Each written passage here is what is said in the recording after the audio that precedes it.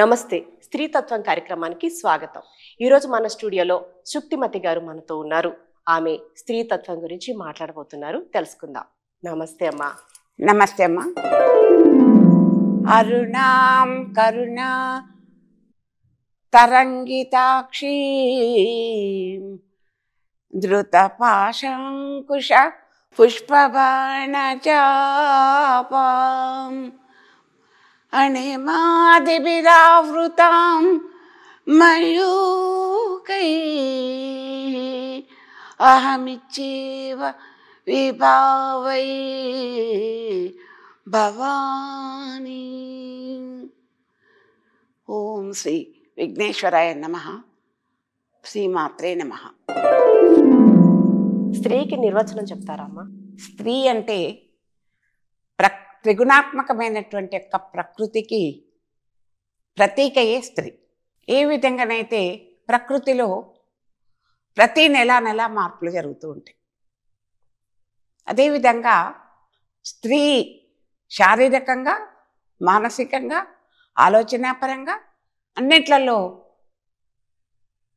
వెంటగా అంటే నెల కాకపోయినా ప్రకృతిలాగానే మార్పులు చేర్పులు జరుగుతూ ఉంటాయి. దానివలన ఏమవుతుందంటే చాలా సుకుమారం అయిపోతుంది ఆమె మన ప్రవృత్తి. అసలు స్త్రీని అబల అని అనటానికి ముఖ్య కారణం అది. ఆమె ఏదో బలహీనరాలు, ఆమెకేం చేత కాదని కాదు అక్కడ అర్థం. వాళ్ళొక పుష్పం ఉంది, ఎంత సుకుమారంగా ఉంటుంది. అది మొక్క మీద ఉన్నప్పుడు చాలా అందంగా ఉంటుంది. గులాబీ పువ్వు ఉంది, దాన్ని మనం తెంపగానే ఏమైపోతుంది, రెక్కలన్నీ టపటప ఊసిపోతాయి. అలాగని అది అందం లేదా, ఆకర్షణ లేదా, చల్లటి ప్రశాంతతనివ్వట్లేదా, అన్నీ ఉన్నాయి. ఆ విధంగా మనం ప్రకృతిని స్త్రీతో పోలవచ్చు. అయితే ఇక్కడ జరిగేది ఏంటంటే, ఈ మార్పుల వలన, శారీరకమైనటువంటి యొక్క జరిగే మార్పుల వలన ఆమెలో ఒక సుకుమారత్వం, ఒక సెన్సిటివ్నెస్ వచ్చేస్తుంది. దానివల్ల ఆమె అసలు ముఖ్యంగా స్త్రీతత్వం ఎట్లా ఉంటుందంటే, ఆమె మనసులో ఉన్నటువంటి ఒక విషయాన్ని ఎదుటి వ్యక్తి అర్థం చేసుకోవాలని మాత్రమే ప్రయత్నం చేస్తుంటారు, చెప్పకుండానే. కానీ మన కుటుంబ వ్యవస్థ కానీ, మన సమాజ వ్యవస్థ కానీ, స్త్రీ ఎక్కడైనా ఉద్యోగాలు చేసినా, ఇంట్లో వంట పని చేసినా ఆమె మనసును అర్థం చేసుకునే వాళ్ళు ఉండరు. ఆమె కోరుకునేది ఏంటంటే, తను నోరు తెరిచి అడగక ముందే తనని అర్థం చేసుకోవాలని. అడగలేదు, దాన్ని మనం మొహమాటం అనొచ్చు, లేదంటే అభిమానం అనొచ్చు, లేకపోతే ఇంకే విధంగానైనా మనం దాని గురించి అనుకోవచ్చు. అది స్త్రీకి నిర్వచనం. ఓకే అమ్మా. ఇప్పుడు స్త్రీ తత్వం అంటే ఏంటి? స్త్రీ తత్వం అంటే ఇంతకుముందు మనం చెప్పుకున్నట్టే ఆమె చాలా సుకుమారమైనటువంటిది. అందుకే కాళిదాసు ఏమన్నారంటే, లోకం మీద ఏ విషయాన్నైనా, ఏ వస్తువునైనా, ఏ ప్రాణి గురించైనా మనం ఏ రకమైన రీసెర్చ్లైనా చేసి, పరిశోధనలు చేసి తెలుసుకోవచ్చేమో, కానీ స్త్రీని మాత్రం, స్త్రీ మనసును మాత్రం తెలుసుకోలేము అని చెప్తాడు. ఆ విధమైనటువంటి యొక్క ఆ స్త్రీ ఏ విధంగా ఉంటుందంటే, ఆమె తత్వం ప్రేమ, కరుణ, జాలి ఇవన్నీ ఉంటాయి. ఇంకోటి ఏంటంటే, ఆమె ప్రేమ అనేటువంటిది ఏ విధంగా ఉంటుందంటే, ఎదుటి వాళ్ళు ప్రేమించినా ప్రేమించకపోయినా అది ఆమె ఎదురు చూడదు. వాళ్ళు మనల్ని ఇష్టపడని మనం ఎందుకు ఇష్టపడాలనుకోదు. తను ఎవరినైతే ప్రేమిస్తుందో, ఒక తండ్రిని కానీ, ఒక కొడుకును కానీ, ఒక భర్తను కానీ, ఒక అన్ననో, తమ్ముడినో, అక్కనో, చెల్లెనో కానీ, ఎవరిని, భగవంతుడిని కానీ ప్రేమించిందంటే, ఆ భగవంతుడి వరం ఇచ్చినా ఇవ్వకపోయినా, ఆ తండ్రి ఆదరణ చూపినా చూపకపోయినా, ఆ భర్త రోజు 4 తన్నులు తన్నినా, ఆ కొడుకు వృద్ధాప్యం వచ్చినాక ముఖం చూడకపోయినా, ఆ ప్రేమలో మాత్రం నిష్కలంకంగా, నిష్కల్మషంగా ఉంటుంది. అది స్త్రీ యొక్క తత్వం. అది స్త్రీకి తప్ప ఎవరికి ఇయ్యలేదు భగవంతుడు.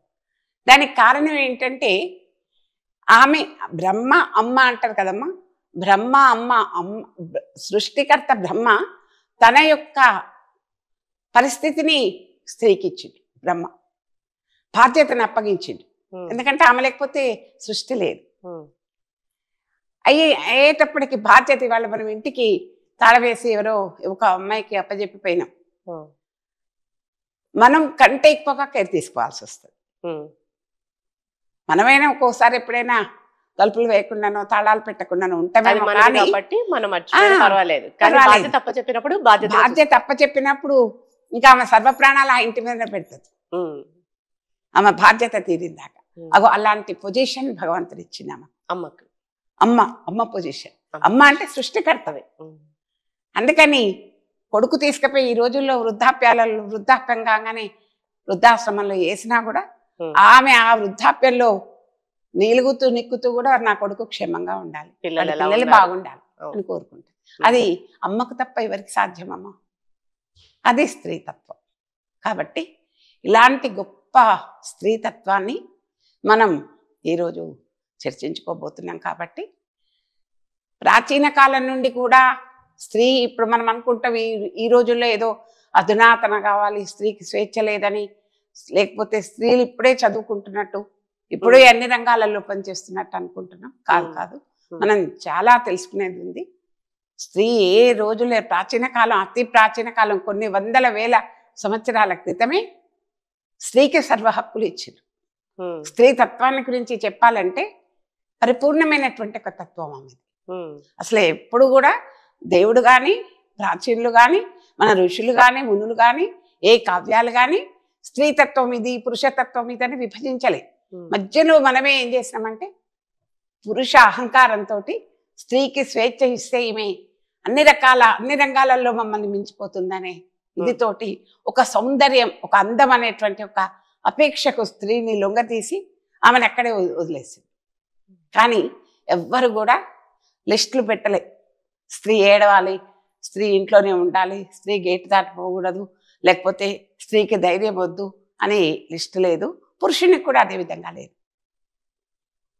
పురుషుల్లో స్త్రీతత్వం ఉంటుంది, స్త్రీలో పురుషతత్వం ఉంటుంది. అప్పుడే అది సంపూర్ణ తత్వం. అలాంటి సంపూర్ణమైనటువంటి తత్వమే మనకు సమాజ శ్రేయస్సుకు, సమాజ హితానికి, మన పురోభివృద్ధికి పాటవుతుంది. ఇందులో ఏ ఒక్కళ్ళ కంటే తక్కువ ఎక్కువ ఉంటే అది అభివృద్ధి కాదు, అభివృద్ధి నిరోధకం. కాబట్టి స్త్రీ తత్వం అనేది ఆ విధంగా ఉంటుంది. ఆమెకు ఎప్పటికీ కరుణ, దయ, దాక్షిణ్యం, తర్వాత ప్రేమ. ఆ ప్రేమ కూడా తొణకనిది, జీవితాంతం ఒకే రకమైనటువంటి ఒక ప్రేమ. క్షమించటం, క్షమాగుణం. ఎవరేమైనా ఇవాళ ఒక త్రాగుబోతు భర్త వచ్చి రాత్రంతా హింస పెట్టినా కూడా తెల్లవారి అతనికి బుద్ధి మారి ఏదో ఒక పువ్వు పండో తెచ్చింది అనుకోండి, చిన్నపిల్ల మనస్తత్వంలాగా మారిపోతుంది. ఆ భర్తకి ఏ సేవైనా చేస్తుంది. అంతేగాని రాత్రంతా నువ్వు నన్ను కొట్టినవు, తిట్టినవు, నీ మొహం చూడని అనదు. అది స్త్రీ గురించి చెప్పాలంటే అసలు ఎన్ని కావ్యాలు రాసినా ఇంకా కొన్ని ఆ విధంగా ఉంటుంది. అది ఒక కాలానికి, ఒక యుగానికి, ఒక సమాజానికి, ఒక దేశానికి, ఒక రంగానికి సంబంధించింది కాదు. అన్ని కాలాలలో, అన్ని యుగాలలో ఆ విధంగా స్త్రీ యొక్క గొప్పతనం మారకుండా ఉంటుంది. ఎందుకంటే సూర్యుడు ఉన్నాడు. సూర్యుడు ఏంటి? ప్రాచీనమైన వాడు, తర్వాత నిత్యనూతనుడు. స్త్రీ కూడా అటువంటిది. సూర్యుడు ఎప్పుడున్నాడు? సృష్టి నుంచి ఉన్నాడు, ఇప్పటికీ ఉన్నాడు. ఇప్పుడు మనం సూర్యుడు ఒక్కరోజు లేకపోతే ఉండలేము. స్త్రీ కూడా అంతే. ప్రాచీన కాలం నుంచి స్త్రీ ఎలా ఉందో, ఏ విధంగా సృష్టిని ఇస్తుందో, ఏ విధంగా పెంచి పోషిస్తుందో, అదే తత్వాన్ని ఎన్ని మారినా అది మారలేదు. కట్టు మారింది కావచ్చు, బొట్టు మారింది కావచ్చు, వేషధారణ మారింది, కానీ ప్రవృత్తి మారలేదు. వృత్తి మారింది. అప్పుడు వంట చేసేవాళ్ళు ఇప్పుడు ఉద్యోగం చేస్తున్నారు, కానీ ప్రవృత్తి మాత్రం మారలేదు. మారింది అంటే సృష్టి లేదు, ఇంకా అక్కడితో ఎండ్ అన్నట్టు. అది స్త్రీతత్వం. చాలా చక్కగా చెప్పారమ్మా. మరి ప్రతిభ అనేది ప్రాచీన కాలం నుంచి కూడా పురుషుడికే సొంతమా, మరి స్త్రీకి ఏమీ లేదా? ప్రతిభ అనేటువంటిది అది దైవదత్తమైనటువంటిది. దానికి స్త్రీ పురుష భేదం కానీ, లేకపోతే కాల భేదం కానీ, యుగాల భేదం కానీ, దేశ భేదం కానీ, ఏ రంగ భేదం కానీ ఏది లేదు. ఈ రంగంలో స్త్రీ ఉండాలి, ఆ రంగంలో పురుషుడు ఉండాలి, ఈ దేశంలో ఈ కళ ఉండాలి, ఆ దేశంలో అది ఉండాలని ఎక్కడ హద్దులు లేవు. భగవంతుడు ఎవరికి ఆ ప్రతిభను బహుమతిగా ఇచ్చి పంపిస్తాడో వాళ్ళు అన్ని రంగాలలో, అన్ని దేశాలలో, అన్ని కాలాలలో, అన్ని యుగాలలో కూడా వాళ్ళు దాన్ని చూపెట్టుకోగలుగుతారు. ఒకనాడు వేదాలు స్త్రీకి చదవకూడదు, వేదాలనని ఆంక్ష ఉండేది. స్త్రీలు చదవకూడదు అని. కానీ వేదాలను రచించిన స్త్రీలు కూడా ఉన్నారు. చదవకూడదన్నప్పుడు రచించే శక్తి ఎలా వచ్చిందంటారు స్త్రీకి అసలు? అదే మనకు తెలియక, మనకు పురాణాలు, ఇతిహాసాలు అవేవి మనం ఇప్పుడు చదవట్లేదు కదా. అవన్నీ చదివితే ప్రాచీన కాలం నుంచి, అందుకే మనం గతం లేకపోతే వర్తమానం ఎక్కడ ఉండదు. గతంతో కూడుకున్నది వర్తమానం. వర్తమానం లేకపోతే భవిష్యత్తు లేదు. మనం ఇప్పుడు రామాయణం ఎందుకు, ఇప్పుడు మహాభారతం ఎందుకు, ఇప్పుడు వేదాలు ఎందుకు? ఇప్పుడు నీకు 15 ఏళ్లే కదా, నువ్వు రామాయణం చదవటం ఎందుకురా, టెక్స్ట్ బుక్స్ చదువుకో చాలు అంటున్నావు. అవన్నీ చదివితే ఇవన్నీ కూడా, ఈ పురాణాలు ఇవన్నీ ఏంటివంటే మానవుడు బ్రతికున్నంత కాలం అవి ఒక రోల్ మోడల్స్. ఉదాహరణకు చూడండి, భారతం ఉంది. భారతంలో మొట్టమొదటి స్త్రీ గంగానది, చివర ఉత్తరం. ఎన్ని పాత్రలు, కొన్ని అప్రధానమైనటువంటి పాత్రలు ఉన్నాయి, కొన్ని ప్రధానమైనటువంటి పాత్రలు ఉన్నాయి. కానీ ప్రతి పాత్రలో ప్రతి స్త్రీ కూడా తన వంశాన్ని నిలబెట్టుకోవటం కోసం, తన కుటుంబ ధర్మాన్ని నిలబెట్టుకోవటం కోసం, తన యొక్క సౌశీల్యాన్ని నిలబెట్టుకోవటం కోసం ఎన్ని త్యాగాలు చేసిందో మనం కొన్ని మచ్చుకు చెప్పుకోవాలంటే అందులో చాలా వైరుధ్యాలు ఉన్నాయి, వైవిధ్యాలు ఉన్నాయి.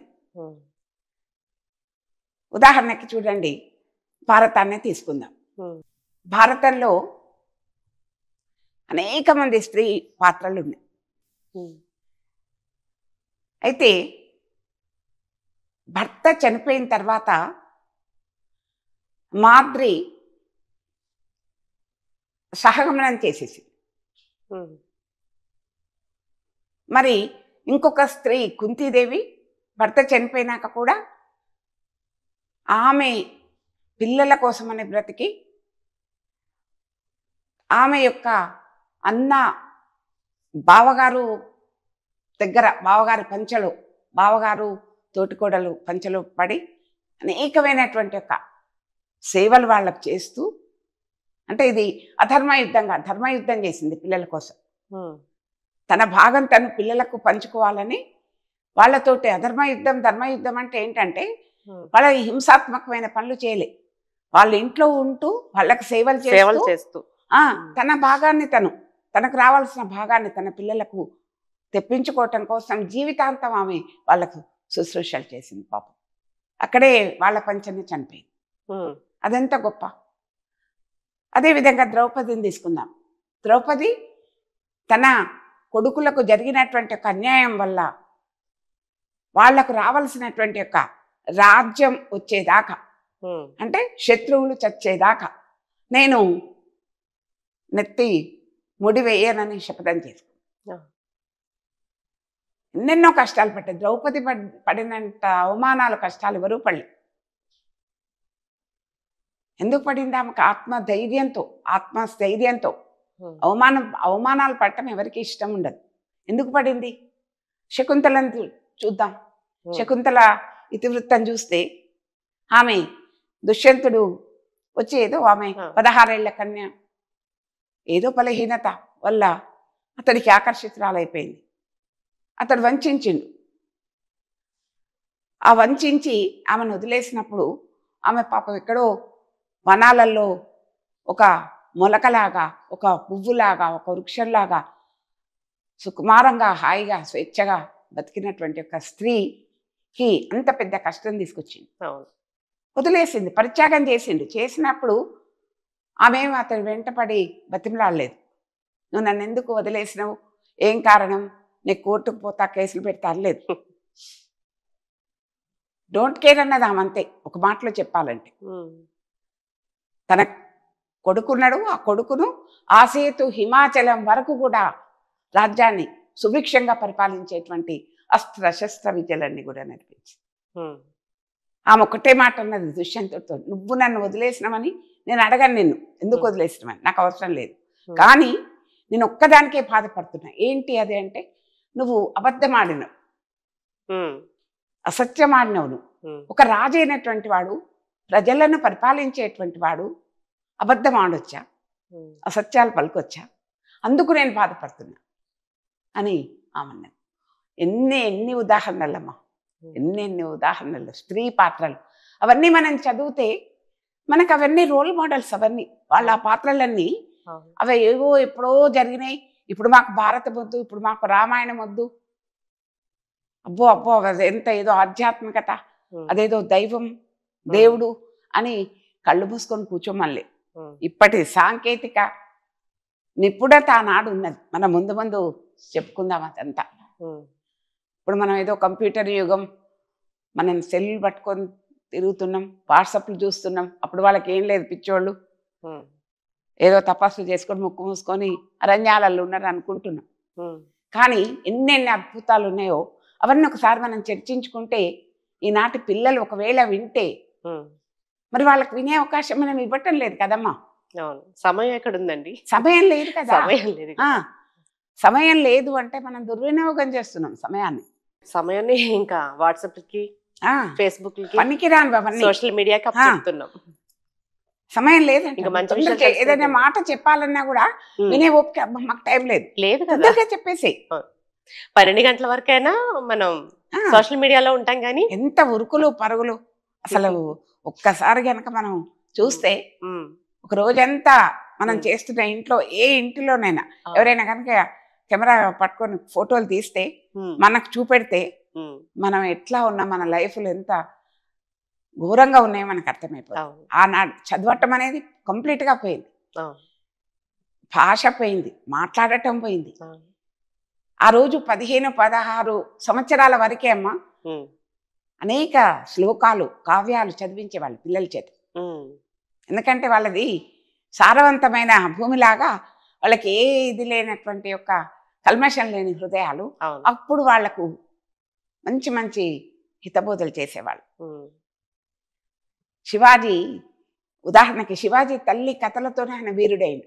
ఒకసారి ఒక ముస్లిం యువతిని శివాజీ దగ్గరికి తీసుకొని వచ్చి పట్టి బంధించి తీసుకొచ్చి, ఆయనకు అంటే స్త్రీని వాడుకోమన్నట్టుగా తీసుకొని వస్తే, ఆయన ఆమెను కూర్చోబెట్టి కాళ్లకు దండం పెట్టి, అమ్మా ఎంత చక్కదనంగా ఉన్నావు, నేను నీ కడుపులో పుట్టుంటే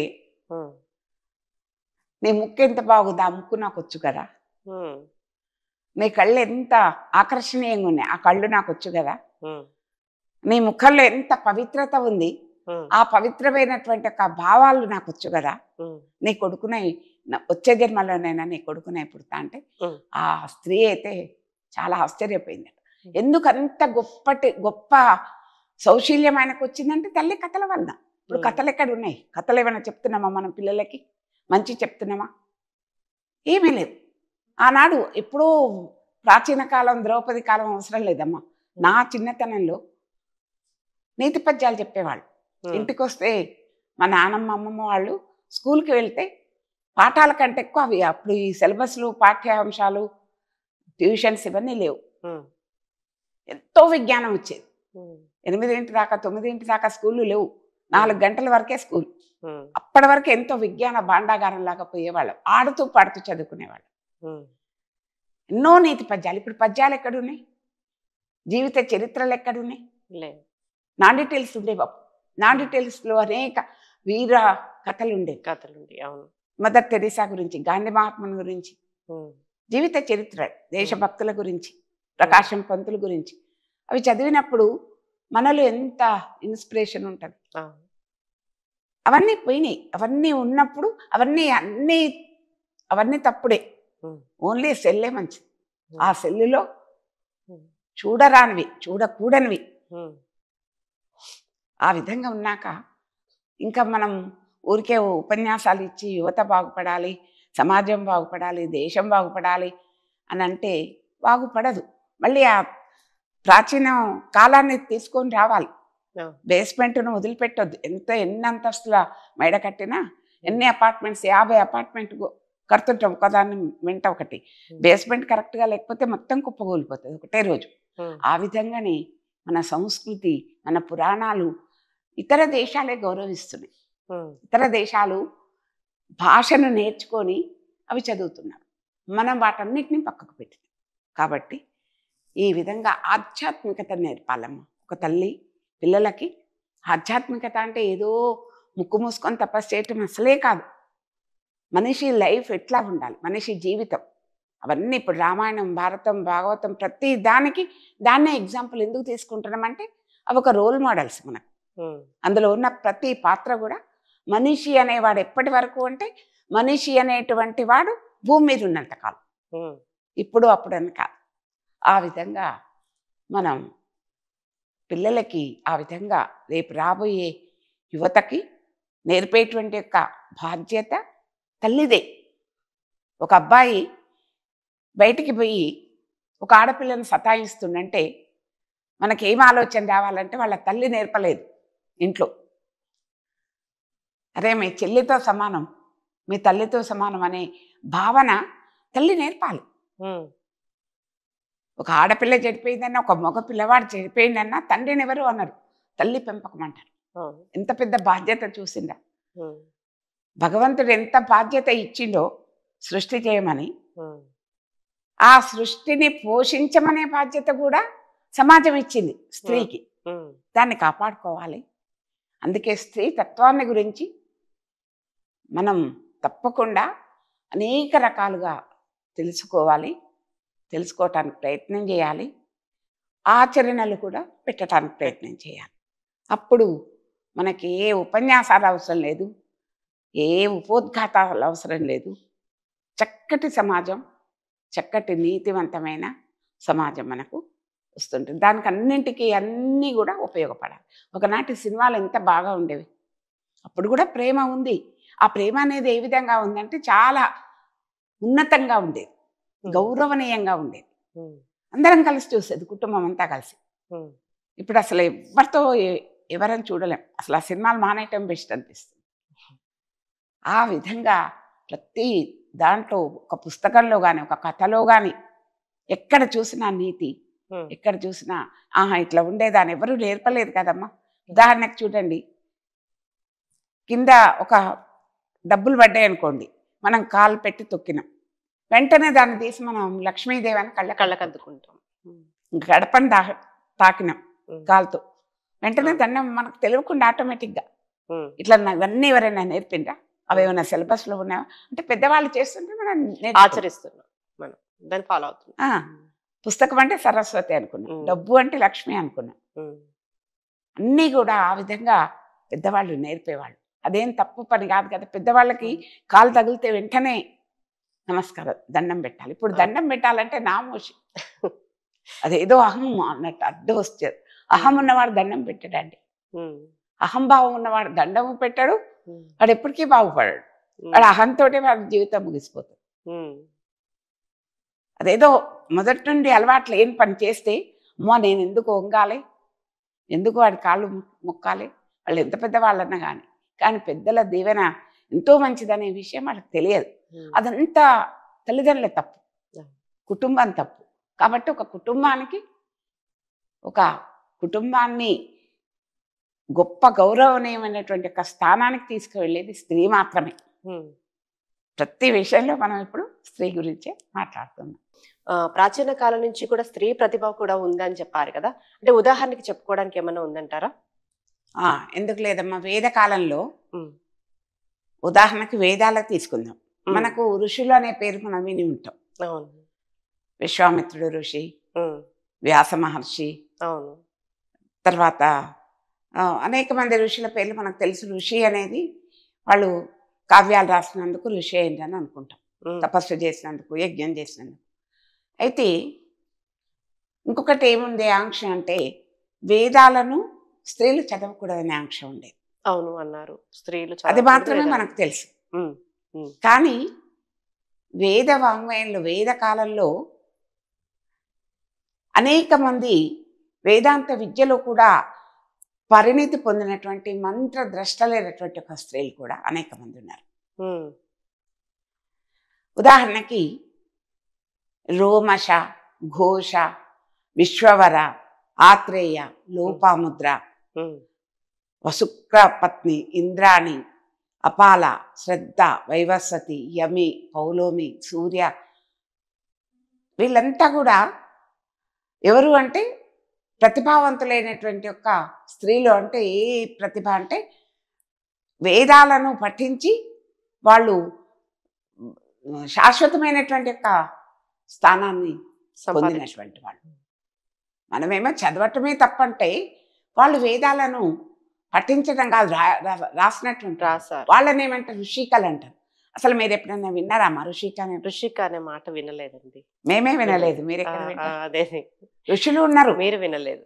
చూడండి ఎట్లా అడుగున పడిపోయిన ఒక్కళ్ళు కాదు, ఇద్దరు కాదు. అంటే జెంట్స్ అయితే ఋషులు అంటారు, ఋషులు అంటారు, ఆ, వీళ్ళని స్త్రీలను ఋషికలు అంటారు. ఋషికలు అంటారు. వీళ్ళు ఎంత ప్రతిభావంతులు అంటే బృహదారణ్యక ఉపనిషత్తులు వీళ్లకు శాశ్వతమైనటువంటి ఒక స్థానాన్ని సంపాదించుకున్నారు. ఉమ్, వీళ్ళల్లో ఒకరైనటువంటి ఒక గార్గి, గార్గి అనే పేరు వినే ఉంటారు, విన్నారా? ఈమె వ్యాకరణ శాస్త్రంలో దిట్ట. ఉమ్, అంతేకాకుండా గొప్ప ఆత్మస్థైర్యం, మనోబలం ఉన్న వనిత. ఉమ్, ఈమె యొక్క ప్రతిభ ఏంటంటే వాగ్ధాటి, ఉమ్, వాదనలో మహాదక్షురాలు. ఉమ్, ఆమె యాజ్ఞవల్కునితోనే వాదన చేసి వాదించి ఒక అస్త్రాల్లాగా, శస్త్ర అస్త్రాల్లాగా వాదనతోటి, ఉమ్, వాదన పటిమతోటి ఆమె సృష్టి రహస్యాలను తెలుసుకుంది. ఓహో, అంత గొప్ప ఆ విదుషీమణి ఆమె, పాండిత్యం కలిగినటువంటి. ఉమ్, ఆమెను తండ్రి చిన్నప్పటి నుండి ఆ విధంగా పెంచింది. ఉమ్, తండ్రికి ఆ విధంగా ఇష్టం, ఆమె చాలా గొప్ప ప్రతిభావంతురాలు కావాలి, ధైర్య సాహసాలు కలిగిన స్త్రీ కావాలని ఉమ్, ఆశ్రమంలో ఉంచితే, ఆశ్రమంలోకి వచ్చేటువంటి యొక్క మునులను, ఋషులను చూసి ఆమె ఆ విధంగా ఆమె ఆ విద్య నేర్చుకుందాం. ఆహా, ఎందుకు వేదాలను చదవకూడదు, ఎందుకు వేదాలను రాయకూడదు, ఉమ్, ఆ విధంగా దాంట్లో ఆమె వాదించి వాదించి వాదించి జనక మహారాజుతో వాదిస్తుంటే అసలు అతడు ఏం చెప్పాలి, ఏం మాట్లాడాలో అర్థం కాక తల ఉంచుకుంటాట. ఉమ్. అంత గొప్ప వాగ్దాటి కలిగినటువంటి యొక్క ప్రతిభాశాలి. ఇంకా ఆమె అడిగిన దానికి వాళ్ళు ఖండించలేకపోయిండు. ఖండించలేకపోయిండు. ఆ విధంగా అడుగుతూ అడుగుతూ ఆమె సృష్టి రహస్యాలు మొత్తం తెలుసుకున్నారు. అంత గొప్ప మనీషి ఆమె. అసలు వేదాలు ఎందుకు చదవకూడదు అన్నారు చెప్పండి. అంటే కొన్ని స్త్రీకి కొన్ని ఉంటాయి కదమ్మా, కొన్ని అవాంఛనీయమైనటువంటి రోజులు ఉంటాయి కాబట్టి, రోజుల గురించి గర్భిణిగా ఉన్నప్పుడు ఇంకా వేరే పరిస్థితులలో చదవకూడదు అనేది ఒక పవిత్రమైనటువంటిది కాబట్టి ఆ విధంగా వాళ్ళు నిర్దేశిస్తే అసలే చదవకూడదు అనేసి అన్ని మనం కల్పించినవి. ఇప్పుడు ఉన్న ఏ ఆచారమైనా, ఏ మూఢమైనా మీకు ఎక్కడా దొరకదండి, అన్ని మనం కల్పించుకున్నవి. అది ఒకళ్ళనొకళ్ళు అనగదొక్కటానికి మాత్రమే. ఆ విధంగా నీ బాబలవు, నువ్వు చదవకూడదు, నువ్వు ఆడదానివి అని అని అని ఇప్పుడు ఒక ఉపాధ్యాయురాలు ఉంది. ఇప్పుడు మనం కేటాయించిన రోజులు పక్కన పెడితే మిగతా రోజులు చదవచ్చు కదా మరి వేదాలని. చదవచ్చు, మరి అసలు చదవడం అనేది తప్పు కదా. అదే కదా, అది మనం తెలుసుకోలేకపోతున్నాం, అది మనదే తప్పు. అదే అట్లానే మనం ఏమి యక్ష ప్రశ్నలు వేసి వద్దంటే చేస్తామనేది కాదు. ఇక్కడ అవసరమైన దాన్ని చాలా వరకు అదే కదా చెప్పేది. ఆడవాళ్లను నిర్బంధించిండు కానీ పురాణాలు నిర్బంధించలే, వేదాలు నిర్బంధించలే. అసలు ఏ సృష్టికాడు, ఏ ఋషులు ఎవరు అసలు అన్నీ స్త్రీతోనే పోల్చినాయి. ఒక నీటిని స్త్రీనే, గంగా నది అంటాం, ఒక గోవు స్త్రీనే, భరత మాత మనం నడిచేటువంటి ఒక భూమి స్త్రీని, ఒక వృక్షం స్త్రీని, ఎన్ని స్త్రీలండి, ఎన్ని ప్రకృతిని కూడా రూపాలలో ఉంది స్త్రీతోటే స్త్రీ. పోలుస్తారు కదమ్మా. పురుషుని రూపాలు చూపెట్టండి. లేదు. అంటే ఇక్కడ ఆధిక్యం అని కాదు, ఎందుకు స్త్రీ రూపం అంటే మాతృత్వం కోసం, సృష్టి కోసం. ఒక మనిషిలోనే కాదండి, ఎక్కడైనా కూడా ఒక స్త్రీ లేనిది ఉత్పత్తి జరగదు కదా, సృష్టి జరగదు కదా. అందుకని ప్రకృతి స్త్రీ. మరి వాళ్ళంత ప్రశాంతంగా వాళ్ళు ఋషులు మునులు అడవులలో తపస్సు ఎందుకు చేసిందంటే ప్రశాంతత కోసం, తృప్తి కోసం. ఇప్పుడు తృప్తి లేదు కదా, ఇప్పుడు ఉందా? ఇప్పుడు మనకు తృప్తి అసలే లేదు. ఇప్పటికీ కూడా ఒక పల్లెటూరుకి పోయినామనుకోండి, ఎంతో ఆహ్లాదంగా అనిపిస్తుంది. మన పరుగులేందో మన ఉరుగులేందో అక్కడ మనకు అర్థమైతే ఒక్కరోజు అక్కడ నిలబడగలిగితే చాలు. కానీ మనం ఉండలేం కదా, కారు వేసుకొని బుర్రిన పోతే మళ్ళీ వచ్చేస్తాం సాయంకాలం వరకు. అక్కడ ఏసీలు ఉండాలి, అక్కడ పట్టుపరుపులు ఉండాలి, అవన్నీ ఉండవు కదా అక్కడ. ఆ ప్రకృతిని మనం ఆస్వాదించలేకపోతున్నాం, అది మన దురదృష్టం. ఇప్పుడు చూడండి, కుటుంబాన్ని తీసుకుంటే కుటుంబంలో పెద్దవాళ్ళు గ్రాండ్ పేరెంట్స్ లేకపోవటం వల్ల ముఖ్య కారణం ఏంటంటే అదే సమాజం చెడిపోవటానికి, యువత చెడిపోవటానికి. ఎందుకంటే ఆ పెద్దవాళ్ళు ముసలివాళ్ళు ఏంటంటే ముసలివాళ్ళని చేతగాని వాళ్ళని అనుకుంటున్నారు. కాదు, వాళ్ళు విజ్ఞులు, వాళ్ళు వృద్ధులు కాదు, క్రుద్ధులు. మనం వృద్ధులు అనుకుంటాం, మనదే తప్పు. వాళ్ళకున్నంత ఇవాళ ఒక ఇంట్లో పెద్ద ఉంటే ప్రతి నిమిషం అడుగుతాం మనం, ఏ పండగైనా పబ్బమైనా ఇప్పుడు ఏం చేయాలి, అప్పుడు ఏం చేయాలి. వాళ్ళు లేనప్పుడు వాళ్ళని అడుగుతాం. వాళ్ళు చెప్తుంటే మనం వింటాం. ఇప్పుడు వినట్లేదు. అసలు ఎక్కడికైనా బయటకు వెళ్తే కూడా పెద్దవాళ్ళకి చెప్పిపోతే అది నామోషిగా ఫీల్ అవుతున్నాం. ఎందుకండి? వాళ్ళు మనకు శత్రువులా?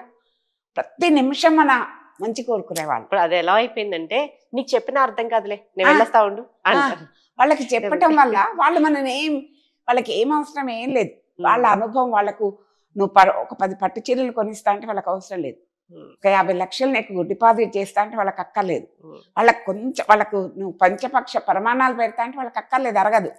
వాళ్ళకి కావాల్సింది ఏంది? వాళ్ళ కళ్ళ ముందు నా పిల్లలు క్షేమంగా ఉండాలి, ఒకటే వాళ్ళు కోరుకునే. మరి వాళ్ళని ఎందుకు మనం నెగ్లెక్ట్ చేస్తున్నాం చెప్పండి? పెద్దవాళ్ళంటే రోజు రోజుకు సమాజంలో చాలా తృణీకరిస్తున్నారు. ఒక భర్తను కోల్పోయినటువంటి ఒక స్త్రీ తన పిల్లల్ని ఆశ్రయిస్తుంది. ఆమెను ఎంత హీనంగా చూస్తుందో ప్రతి కుటుంబంలో తరచి చూస్తే చాలా హృదయ విదారకంగా అనిపిస్తుంది. ఒక సలహా తీసుకో, ఆ మనిషి మరుగైనప్పుడు ఆ మనిషి విలువ తెలుస్తుంది. మనం ఏది చేసినా ఇది మంచి ఇది చెడు అని చెప్తారు వాళ్ళు. ఎట్లా చెప్తారు? వాళ్ళు ఏం పెద్ద పండితులు అంటే కాదు, వాళ్ళ అనుభవమే పాండిత్యం. అనుభవానికి మించినటువంటి ఒక పాండిత్యం ఎక్కడ లేదు. అందుకని ఆ విధంగా స్త్రీ యొక్క గొప్పతనం ముఖ్యంగా ఏంటంటే ఇవన్నీ కూడా పిల్లలకు నేర్పాల్సిన బాధ్యత స్త్రీది.